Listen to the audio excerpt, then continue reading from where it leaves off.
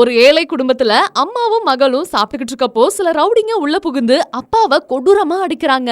வாங்கின கடனை திருப்பி கொடுக்கறியா இல்ல குடும்பத்தோட சாக போறியா அப்படின்னு மிரட்டுறப்போ தான் குடும்பத்தை காப்பாத்த அந்த அப்பா ஒரு பாட்டிலை எடுத்து ரவுடியோட மண்டையில உடைக்கிறாரு. சீக்கிரம் ஓடி தப்பிச்சிருங்க அப்படின்னு ஒய்ஃபையும் அவங்க பொண்ணுகிட்டையும் சொல்ல 2 பேருமே உயிருக்கு பயந்து ஓடிடுறாங்க. ரவுடிங்க விடாம துரத்த அம்மாவும் மகளும் வழியில இருக்க ஒரு டஸ்ட்பின்குள்ள ஒளிஞ்சுக்கிறாங்க. ஒரு ரவுடி டஸ்ட்பினை திறக்க வர கண்டிப்பா இதுல இருக்க மாட்டாங்க அப்படின்னு இன்னொருத்தன் கூட்டிட்டு போயிடுறான். தப்பிச்ச 2 பேரும் ஊரை விட்டு ஓட கப்பல்ல ஏற போனா ஒரு டிக்கெட் தான் இருக்கு, ஒருத்தங்க தான் ஏற முடியும் அப்படின்னு படகோட்டி சொல்றான்.